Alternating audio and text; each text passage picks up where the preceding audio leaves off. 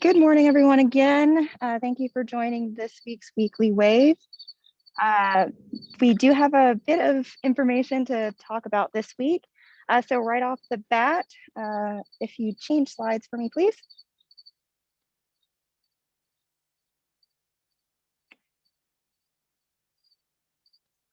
So right off the bat, we are still experiencing a pretty high contact volume.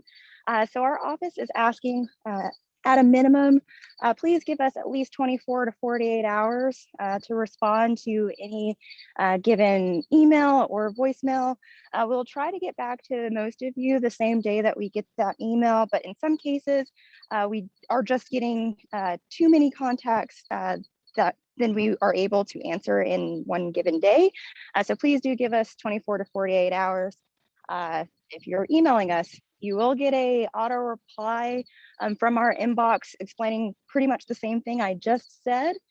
So again, just keep that in mind, 24 or 48 hours, and somebody from the Data and Information Systems office will get back to you either through email or via phone.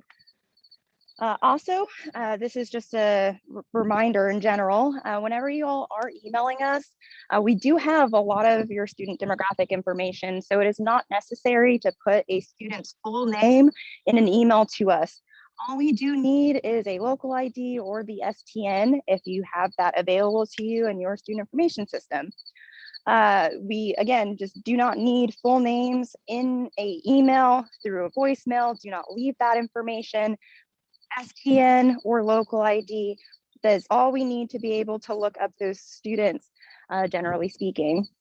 If we do need more detail, either because we just cannot find that student based off of the information that you gave us, we will reach back out to get more information. But again, just right off the bat, we don't need to be sent local full names, just local IDs and STNs. All right, so XSD errors. Now, this has been mentioned kind of over the last couple of weekly waves. Just for those of you who this is your first week joining these calls, XSD errors are situations where we're not being sent the minimally required information for any given data object or bucket of information, if you're not sure what an object is. So whenever we do get those XSD errors, this means that we cannot accept the data that is being sent to us from your student information system. So there is a way for you all to see these types of information. One way is just by going to the XSD validation wizard under the district tab on the wave. Or next slide. You can also see this on the homepage of the Wave on your dashboard. There's an errors and issues widget where you can also see how many XSD validation errors that you do have in your district. This errors and issues box also gives you a little bit of information about other error-specific sections in the Wave, but for right now, focusing on the XSD error, so you will want to make sure that that does say 0 for you. And the people who can access this are district level staff. So what can you send to your vendor to correct if you're not sure what the messages on this section of the Wave mean? There is an error description, and if you copy that entire error description and send that over to your vendor through whatever means that they have available to you for support, they will be able to go in and double check the information that's being sent to the state and help you correct that. Or they will put in a fix, just generally speaking across the board, and apply that and push that out down to all of you, nothing that you'll need to do. So again, if you're having these errors and you're not sure how to correct them, we do give an error description. We do tell you what object or bucket of information these errors are pertaining to, as well as the date. And if you're savvy with reading XML, we do have that available to you as well. So you can look at the error specifically yourself and find that in your student information system to correct.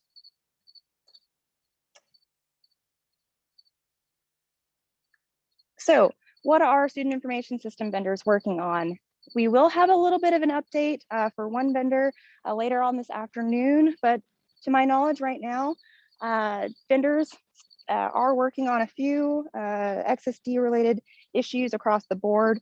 One vendor is Infinite Campus, and they are working on some small demographic issues related to the bucket of information called student personal, which contains all student demographic information. And they're also working on school information as well. PowerSchool is working on making a fix for school information. In some cases, it will fix your XSD errors. In others, it will fix some of these validation errors that you all are seeing. We do have a note specifically for PowerSchool districts on the WAVE dashboard, kind of alluding to this. So again, we are aware that both Infinite Campus and PowerSchool are working on correcting some overall issues with XSD errors, and they should be applying an update and making that available to any district on this call that are using either vendor this month. So outside of XSD errors, EdPlan, we are still working with a daily file. We are not syncing 24/7 365 with EdPlan like we were at the end of school year 21. Again, so right now we are working with daily files. So as a result, it typically takes 24 to 72 hours for data that is in the WAVE to become visible in EdPlan. I do not have a bullet point here, but I do want to mention for those of you who are reaching out to us in terms of STNs and files not syncing over to EdPlan, or you've reached out to us and needed an STN merged and you're not seeing that merge happening in EdPlan, you will have to reach out to their messaging board in order for a manual transfer to be scheduled on their end. This is coming straight from the special ed office. And that is the kind of directive that they are having districts do in those situations. So if you're seeing you had an STN linked on our end, we've confirmed and let you know which STN is going to be used from here on out, and you're still not seeing that information popping up in EdPlan files wise, because there was an STN change and all of the files are under that STN. You will have to reach out to their messaging board and request for those files to be transferred, giving them the STN that we gave you all. A little bit of work, but apologies for that. So WAVE logins. We still do have a couple of people reaching out to us in terms of not being able to log into the WAVE. And unfortunately, our office cannot help you with your single sign-on account. OMES is the keeper of all single sign-on accounts, and they are the ones that will be able to give the affiliates.ok.gov email to any new user until we get a automated process going. So to contact OMES, there should be, when new users are being given access to the WAVE, this email. But for those of you who are not doing that and are just being asked, how do I fix it? You'll want to contact the service desk at omes.ok.gov. That email address is on your screen, but they are going to be the ones who will get you set up. For those of you who have emailed us before, we've said pretty much the same thing. We would help if we could, but this is about all we can do, is just direct you to the service desk so they can make sure that you have all the proper login credentials, and they'll make sure that you can actually log in before closing your ticket. So on to reports. All of the reports that we've mentioned in the last couple of weeks have opened. So we've got the third grade promotion and retention report for July through October. That's still going to be closing on October 31st at 11:59 p.m. We do have a note on the WAVE about this report in terms of saving. As soon as we have an update on where that's at, we will update that message, just to let you guys know the issue related to not being able to save, leave the report, and come back without losing all your information being worked on. The first quarter statistical report, or the FQSR, is open. It's been open for about a week now. And I do have a couple things on that report, and I'm sure state aid does as well. But the last report that is open is the October 1 consolidated report. And that opened a couple days ago as well. And that'll be closing on November 1st. So just to get into the October 1 report, for those of you who have not gone through that report before, we do have guidance available in 2 places. The first one, if you don't have access to the report right now, you can get it on our website, the sde.ok.gov website, under resources, student information, and then documents and guides. We've kind of recently spruced up the layout of that page, so you'll see it under report and applications guides, and it'll walk you right through how to get to it on the wave. And you'll want to go and just review the October 1 consolidated report guidance on our website.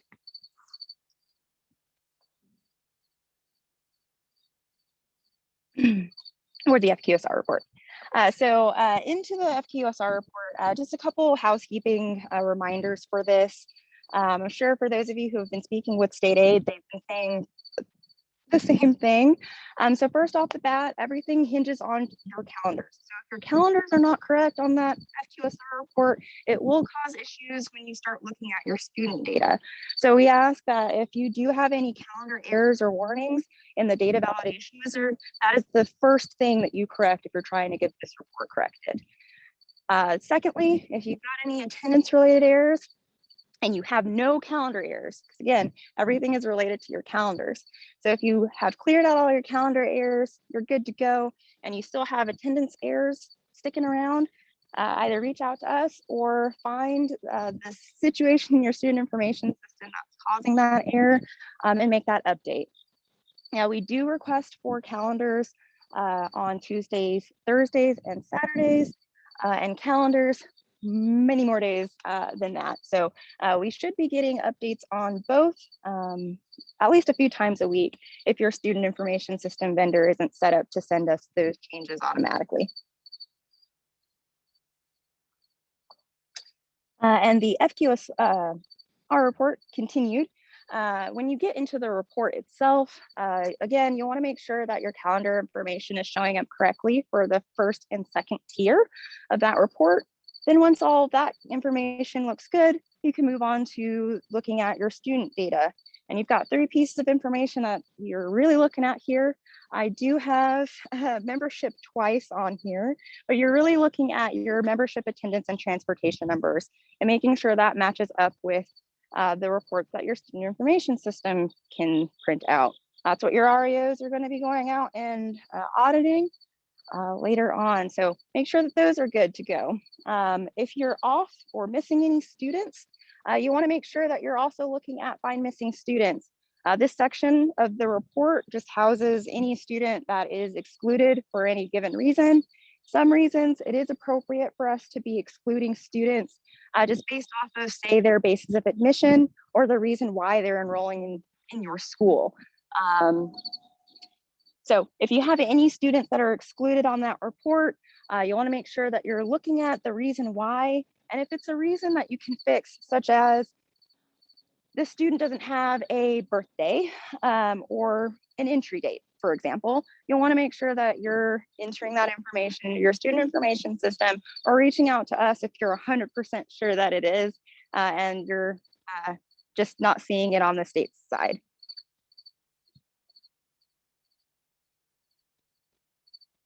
So unless state aid has something they'd want to say for the FQSR, I'm going to move on to the October 1 report.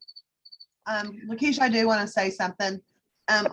Please, on the FQSR, if you have questions on that, any of the districts, if you come to state aid first before you go to the data office to see if we can try to help you, it might help them out a little bit. And we will tell you if they need to help you if we can. And the other thing is there's now a new tab on the FQSR and it's called Alt Ed ADM. And what's going to show in there is the ADM for the kids that were marked as alternative ed, yes. And that is how your alternative ed funding is going to be for next year. So it's probably a good idea to take a peek at that to see if that's coming over, because the numbers that we got last year are a little, I guess sketchy is a good word for it. So that's good for them to start working on that. So at the end of the year, because the end of the year, that's really going to be what your alternative ed funding is going to be based on for next year. So I'm glad that that got there so you guys can see it, because it'll make that report go a little easier too. But that's all I have. But keep Definitely. looking at your calendars. Thanks, Lori. Onwards to the October 1 report. I'm going to spend a couple of slides on this for those of you, again, who have not gone through this report. So the October 1 report, although it is open, we are absolutely not expecting for any school site or district to have this report certified before October 1. If we do see that that has occurred, you will be hearing from us to get that report opened, and we will unlock it for you. This report is a report that displays, or at least lets the state know what your October 1 count was on October 1st. So if you're certifying this report on September 17th, we will not have your October 1 count. So that is long spiel over. That is why we would end up having to reach back out to you and explaining that this report is a capturing of your enrollment counts for a multitude of reasons on October 1.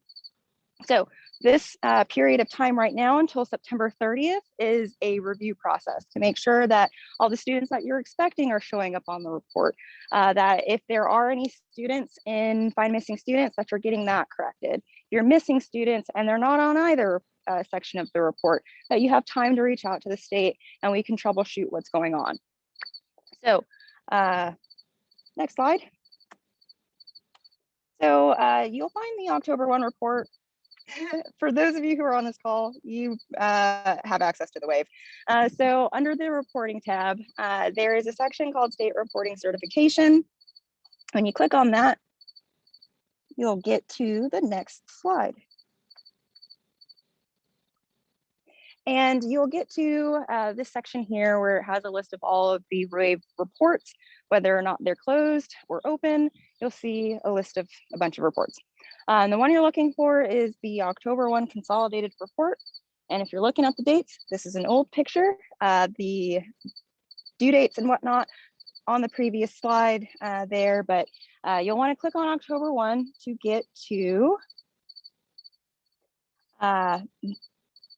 the actual report. But again, we do have guidance for this report, and it's on our website. And also, you go to the next slide for me. It's also on the report itself. So once you click on the October 1 from that report selector screen that I just mentioned, you'll see on either whatever screen you're on in the October 1, there will be a little section there that gives you a reminder that you shouldn't be certifying your October 1 report before October 1. And below that, it'll have the guide or the link to the guidance that is also on our website. And it'll just walk you through the report itself. So we do have a few things that are new on the October 1 report. One thing being, for those of you who do utilize our reporting tools and our grade grids, you'll see across the board that we've added a new option for gender with the letter U standing for unknown. We are slowly adding this option for all of our reports that we do have a gender displayed. So that is a new option here. The next new item on this report, for those of you who've been doing the October 1 report for a while, you know that we used to have 6 columns to display a race or ethnicity for a student, and we've since just consolidated that down to one column showing either the ethnicity that the student has chosen, and in our case, Hispanic Latino is the choice. So if they have indicated that they're Hispanic Latino, that'll be what is displayed here. Otherwise, we'll just display the race that was indicated in your student information system. In the instances where a student has 2 or more races listed, we will just display 2 or more races there as well. So next up, we did add another column called English Learner. This is something that is already being sent to us. And we do already display a few other EL related data points. So adding EL, English Learner itself, seemed like the logical next step for this report. So that's there. The last bit of changes are 4 cosmetic changes just for readability for those of you who are not 100% familiar with abbreviations across the state. So we have made sure to make, if you're seeing ELL on our reports from previous years, we have shortened that down to EL. We've also spelled out a few abbreviations that may not be as straightforward. And we have spelled out and listed out what a FTPT means, which just stands for full-time, part-time status. So this is not necessarily new, it was here last year, but this is something that we have updated. We will be helping you guys out with this in the background as well, but in some cases, there will be situations where when a principal goes in to confirm their report, they will see this pop up, and I know it might be a little small for most of you to read, but just to explain what that pop-up is, it just details that as of the time of confirmation for your site, the report will go through and see whether or not any STN that is being confirmed at your site is also appearing at another school site's October 1 report. So if another school site has confirmed that they have STNA in their school site on October 1, we are not expecting for any other school site to say that they also have STNA in their school as of October 1. So you'll see that kind of messaging there, just kind of indicate that we're at the moment, we cannot have this report confirmed until we get one school site with the STNA in our example listed at only one school across the state. In some cases, you'll see this pop up only on the report and not on the ownership conflict wizard that you all are used to. This is mainly because in some situations, you will have already corrected the ownership wizard, but the other district has already confirmed their report. So this is the last place that it exists. This is just another data check that we're doing here and just alerting you that, hey, another district is trying to claim a student that you are also trying to claim.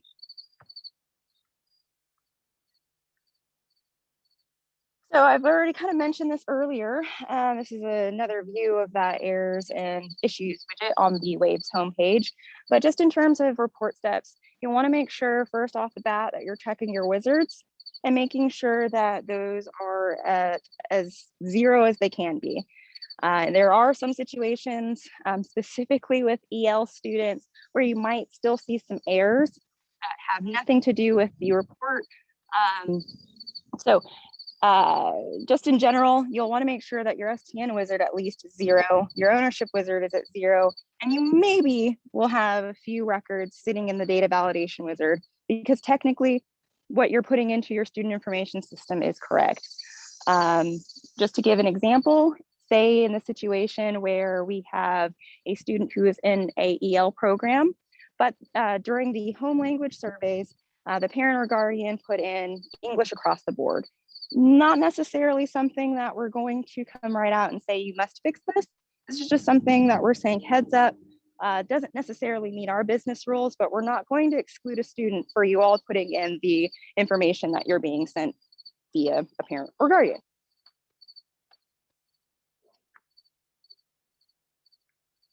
Next up, you'll want to make sure that you're checking find missing students. In our report guidance, we have a little bit more detail about this, but generally speaking, the one thing that I will say can trip up districts most of the time is the fact that we do exclude some students, and that's okay. For example, here again, the screenshot's pretty small, but students who are 3 years old and are awaiting eligibility and have a basis of admission of pre-K 3, those students will always show up and find missing students. It's okay if that is their situation until they're determined eligible for services at the age of 3, they will just sit and find missing students. And there are a couple of different reasons why a student can be in find missing students. For this call, not going to detail them all. I highly recommend reading through the guidance that we have posted for this report. But again, that's just one example. Find missing students will exclude any student for okay reasons, and in other cases, not okay reasons. So there are the last thing that you can do to try and help you finish this report in a timely manner is reviewing the reporting tools tab. This is also found on the report. It's the last tab that you can click if you're in there. And the reporting tools report at the moment has 12 different reports that you can review. They break down certain bits of information such as our grade grid, which will display for each grade level, pre-K through 12, how many students you have enrolled, grouped by their race code, just a way that we can try and help you parse down the number of students and the amount of information that you're trying to look at. We have a lot of different reports that can try and help you make sure that you do have an accurate count for all subject areas that we kind of have displayed on the October 1. So lastly, after you've kind of looked through the reporting tools, you want to make sure that all of your student demographic information is correct. And our accountability friends have made it very, have asked for this to be in our guide, but for our EL students, it is not the expectation for OSDE to have recently arrived students. It is our expectation that students who have recently arrived into the US are coded appropriately. And so we have 3 entry codes that we do use. Your student information system might not have this exact coding, but just to break it down into English, 1838 is for our students that have originally entered into a US school. They've never been to school before. This is the type of code that you'll use. 1839 are students, again, that have originally entered into a US school from a foreign country, and they haven't had any interruption from school. And lastly, the last code, 1840, same situation, students first time being in a US school from a foreign country, and they've had a interruption of schooling. Say they last were in the 5th grade at their school in the foreign country. And it's been a year since they've been in any sort of schooling. And when they pop up in Oklahoma, this is the first time in a year that they've been educated. So 1840, that's a situation that you'd use that one for if they do have a interruption in schooling. And the last thing here, students that did exit the EL program in school year 21-22 should not appear as first year proficient until the following school year. If you do have more questions for that, we do have a EL office that can explain the ins and outs of why and anything else question-wise that you might have. So just last bit of reporting reminders for the October 1 report. We do use the October 1 report to feed other reports that are collected in the agency. And one of them is the gifted and talented report. And we get questions every year about why on the gifted and talented report, you're not seeing your list of students that are gifted and talented. And simply, usually it's because you haven't certified the October 1 report yet. Once you do, that list of students who are listed as gifted and talented will pop up on the October 1 report, or sorry, the gifted and talented report. Lastly, REOs will be reviewing your bilingual counts. They do this every single year. And they will review some home language surveys for your new students. And our federal programs office is going to be who you want to contact, and their phone numbers on the slides on your screen if you do have specific questions for them about that. So lastly, yes. This is Lori again. I wanted to say something about the October 1. State aid goes and follows when districts are certifying to look at their gifted, their bilingual, their economically disadvantaged, and compare it to previous years to see if there's been any drastic increases or decreases. And emails are sent to the superintendent asking if this is correct and blah, blah, blah. We need to, we just need a response back to that as within as quickly as possible. But don't be surprised when you get an email from our office. We're just asking just to make sure that the data, because we get a lot back. Oh my gosh, that's wrong. So just be prepared that you might get one of those. Yep, thank you, Lori. Something we have on this in the future. Lastly, once you've done everything on the report and you're pretty sure, you should be absolutely sure that the data is correct. The site principal will go in and press that confirm button on the report. And if there's an oops, gotta release it, superintendent can go in and press the release button there. And once every single site in your district is confirmed, your superintendent can go in and certify the report. I'm specifically not mentioning the refresh data button here. Take a little bit longer than we have for this call. There is a pretty detailed write-up of what that button will do for you if you would like to review our guidance. And this last screen here, just another breakdown of that conflict box that I mentioned earlier that'll pop up if we have more than one site claiming a specific STN. So just to explain what you're reading here, that first box here will always have the STN of the student. We'll always have the district that is also claiming your student. And then we'll also have the date that they have listed as when that student enrolled. This is all kind of information that we would typically display on the ownership wizard. So this is just one way that we're trying to help facilitate those conversations with your RAO or the other district themselves. Or if you're talking to our office specifically about this, that pieces of information will be kind of helpful to have. So last slide here. If you do have that conflict, as I've mentioned, you'll see that same message. But if you don't have a conflict, you'll see the screenshot on the right-hand side of your screen. That'll just display all of the enrollment totals that we have, your October 1 totals, your gifted and talented totals, EL totals, as well as a few others, such as bilingual or free and reduced.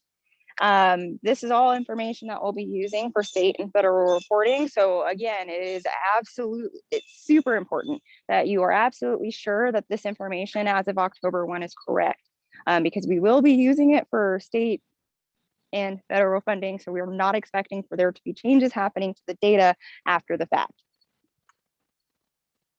So last slide here. As always, our office is always available for questions. And we have our email address here on the screen, but feel free to call as well. But again, I will just remind everybody, high call volume. So at least give us 24 to 48 hours to respond to you. We'll try our best to get back to you the same day, but in some situations, we can't keep up. And in some situations, it does take us an additional day to get you a specific answer to your question. We might just come initially and say, we're looking into it.